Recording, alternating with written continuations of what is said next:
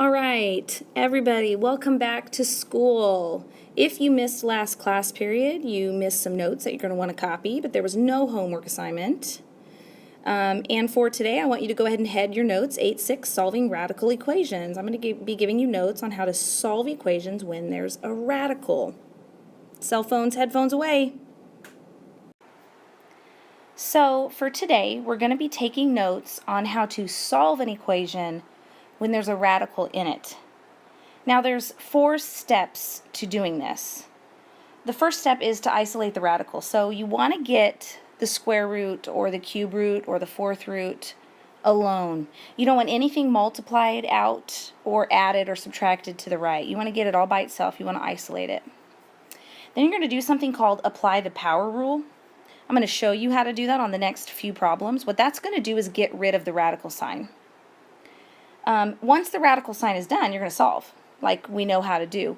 And then our fourth step is to check for extraneous solutions or solutions that are not possible. I'm going to show you how to do that in the next slide. So let's take a look at our first problem. What we have here on the left side is the square root of 3x plus 4, and on the right side an 8. You'll notice by looking over here at the left side that the radical is already by itself. There's nothing multiplied up front, there's nothing added or subtracted out here. This radical is already isolated, so step 1 is already done.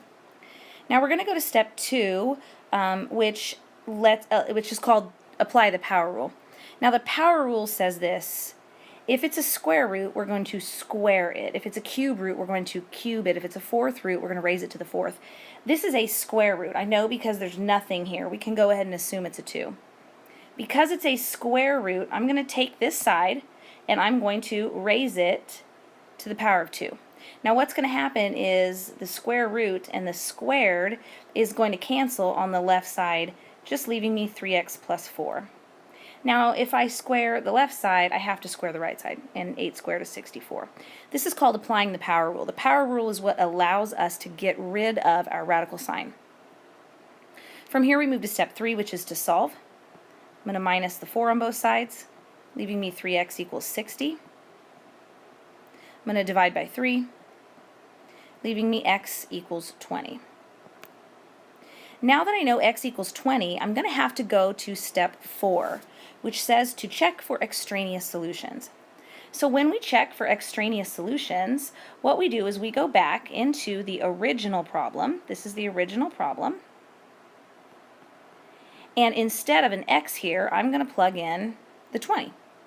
So instead of 3 times x plus 4, I'm going to do 3 times 20 plus 4. 3 times 20 is 60. 60 plus 4 is 64. The square root of 64 does equal 8. So I know that 20 is a possible solution and our solution for x in this problem.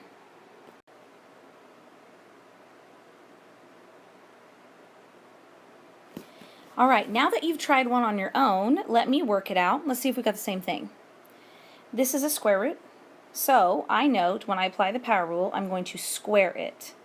Square both sides. I get 7m minus 3 equals 25. I'm going to add that 3 over and get 28.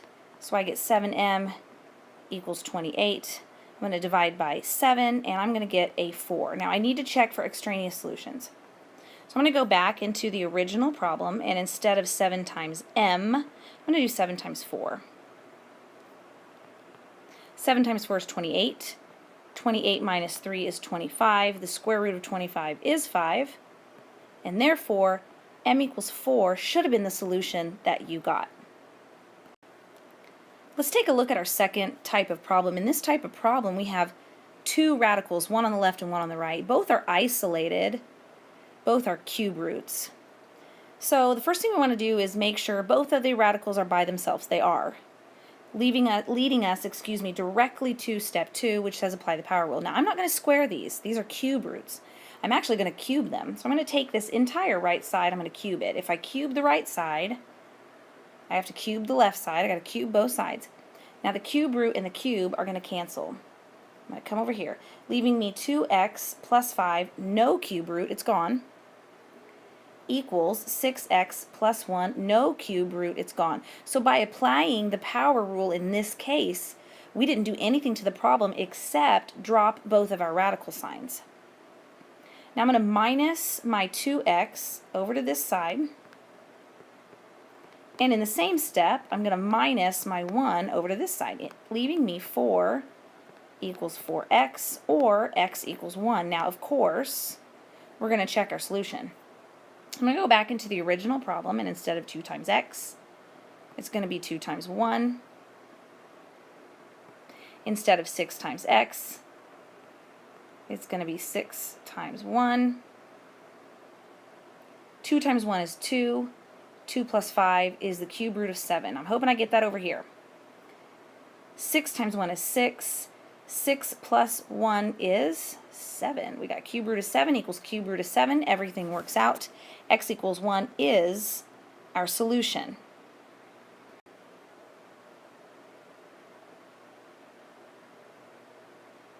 All right, you just had a chance to try one on your own. So I'm going to step in and do the solution. Let's see if we got the same thing. I'm hoping you went right away to applying the power rule since both cube roots are isolated already. I hope you also cubed both sides. That leaves me with 2m minus 1 equals m plus 13.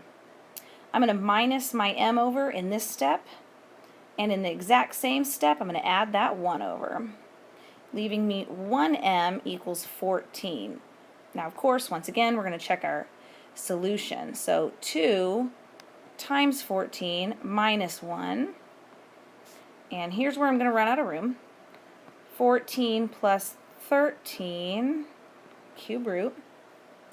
2 times 14 is 28. 28 minus 1 is the cube root of 27. 14 plus 13 is 27. I ended up getting the cube root of 27 equals the cube root of 27. It worked out. M equals 14. Should have been the solution both of us got. Now I want to take a minute on example 3 to show you a radical that's not isolated. The few that we've tried have already been isolated. This one's not going to be. If you look at the left-hand side of this equation, you'll notice there's a plus 3. That means this is not isolated. I've got something added on the outside of the radical I need to get rid of. So before I do anything, I need to minus this 3 over to the other side. I need to make sure to get it isolated. Now what that leaves me with before I even start applying the power rule is the square root of 5x minus 1 equals negative 3. Now from here I can go ahead and solve like normal. I'm going to apply my power rule. I'm going to square it because it's a square root. That's going to leave me with 5x minus 1 equals 9. Negative 3 times negative 3 is 9. I'm going to add 1 and get a 10. I'm going to divide by 5, and I'm going to get x equals 2. Now I'm going to go back into the original equation, and I'm going to plug in that 2.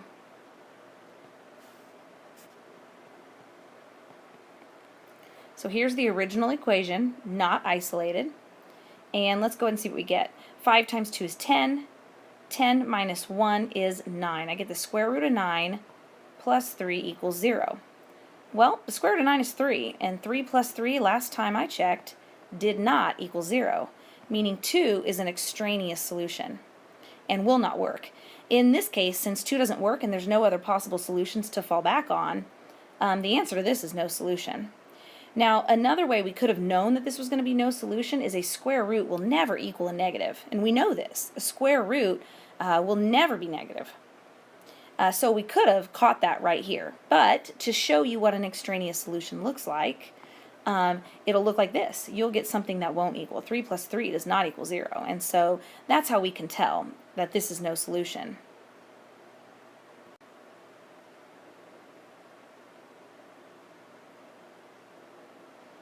Alright, you've had a second to try one on your own. Let's see how we do. I notice right away this negative 4 needs to be added before I do anything to my problem. Now what that's going to do is it's going to leave me the square root of 3k plus 1 equals a positive 4. I'm going to apply my power rule. Now that it's finally isolated, I'm going to go ahead and apply my power rule. I'm going to get 3k plus 1 equals 16. Minus my 1 over, I'm going to get 15. Divide by 3, and I'm going to get 5. Now I'm going to go back into my original problem and I'm going to check 5. So 3 times 5 plus 1 minus 4, I'm hoping that that's going to equal 0. 3 times 5 is 15. 15 plus 1 is 16. Square root of 16 is positive 4 minus 4 does equal 0. It looks like this works. 5 is not extraneous, and that is our solution. All right, for our final problem, we're going to look at what happens when you have a quantity over here. Now remember, a quantity is when there's anything added or subtracted. Remember, they're holding hands. They're playing Red Rover. These guys are playing Red Rover. So how do you solve a radical when a radical equals a quantity? And that's what we're going to look at in this example. So I look over here on my left side. I notice my radical is already isolated. So I'm ready immediately to apply the power rule. If I square this side, I know what's going to happen. This is going to cancel, and it's going to leave me 4 minus x. Now, when I come over here, remember, these guys are a quantity. They're together. They're holding hands. They're playing Red Rover. They're going to have to stay together when I square it. If you guys remember, x plus 2 squared is actually x plus 2 times x plus 2. And what this is going to do is make our problem probably have a square root in it. So as we're simplifying this, we're going to FOIL this out. So x times x is x squared. X times 2 is 2x. Now I'm going to go and do it again with the 2. 2 times x is another 2x. And 2 times 2 is a 4. So the first thing I wanted to do was multiply that out. Now, the minute I notice that I've got an x squared, what I want you guys to start thinking is, okay, I'm going to have to set this equal to 0 and factor. So I'm going to do a couple things here. First of all, I'm going to put my x's together. So I notice I've got an x here, and an x here. These two guys right here in the middle, 2x and 2x, that becomes 4x. So these two guys together become 4x. I'm also going to add this x over to them. When I add that x over to them, I end up with 5x. So I'm going to carry down my x squared, and I'm going to carry down my 5x. Now let me say that again. The 2x here and the 2x here became 4x. I added this x over the equal sign, knowing I'm going to have to set it equal to 0, and I ended up with 5x. Now I'm going to come over here to this 4. I need to minus this 4 over. Remember, I want to set it equal to 0. That's the goal. I'm going to minus this 4 over here. I end up with 0 or nothing. I end up with x squared plus 5x. Now to solve a quadratic, one way to solve a quadratic is to factor. And so I look at this and I think, okay, I've got a GCF. My GCF is x. If I pull an x out, I get x and x plus 5. Now remember, when we solve by factoring, what we do is we split each one apart. And we take both of those factors separately and we set them equal to 0. So I set this x equal to 0. Then I set this x plus 5 equal to 0. Now what that's going to do is it's going to make my solution 0, and when I minus this 5 over, a negative 5. So I actually got two solutions. I got a 0 and I got a negative 5. Now before we go anywhere, we're going to have to check to see if there's an extraneous solution. So what I'm going to do is I'm going to go to the next slide where I've got a little bit more room, and we're going to check to see if we have extraneous solutions. All right, here we are. So we're going to check and see if we've got extraneous solutions. So on the left-hand side of this blue line, I'm going to test my negative 5. On the right-hand side, I'm going to test my 0. Let's go ahead and start with negative 5. So instead of 4 minus x, I'm going to have 4 minus a negative 5 equals, instead of x plus 2, it's negative 5 plus 2. 4 minus a negative becomes a plus. I get the square root of 9 equals negative 3. Now, when we take the square root, we take the absolute value of square root. So we end up just with positive 3 equals negative 3. No, it doesn't. Negative 5 is going to end up being an extraneous solution. So negative 5 is not going to work. Now, I know you're thinking here, I thought the square root of 9 was positive negative 3. It is, but we take principal square roots. If you remember the first day of this unit, I said we take the absolute value. We assume positive. Now if you come over here, I've got x plus 2, I'm going to test my 0. So I'm going to take the same problem, and I'm going to test my 0. 4 minus 0 is 4. 0 plus 2 is 2. 2 equals 2. It looks like my only solution to this is going to be the number 0. The negative 5 didn't work, so it is not part of my solution.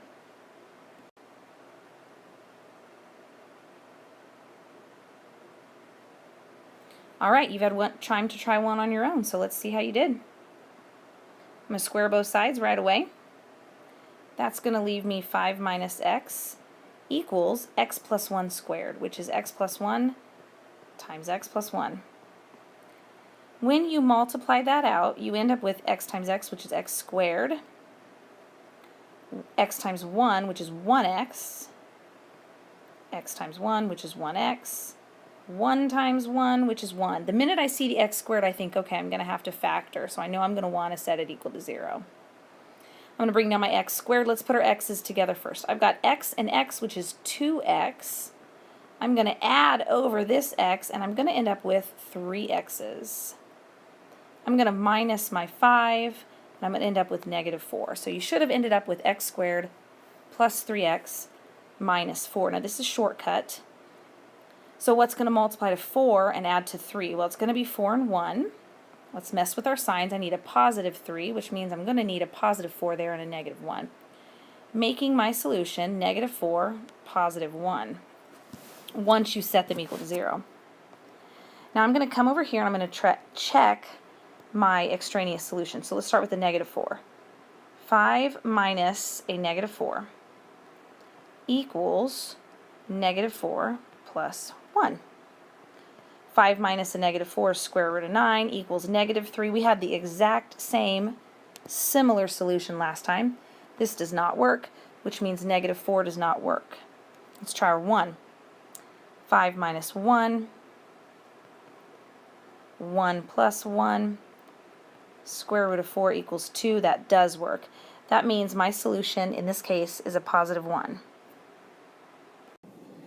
All right, great job taking notes today. Your homework assignment is going to be the 8185 loop worksheet that your substitute's going to be handing you soon. The way it's going to look is there's going to be a whole bunch of boxes on it. You're going to do the first problem that starts with the S. You're going to find your answer in another small box. Then you're going to do that problem, find your answer in another box. If you don't find your answer in another box, it means you got it wrong.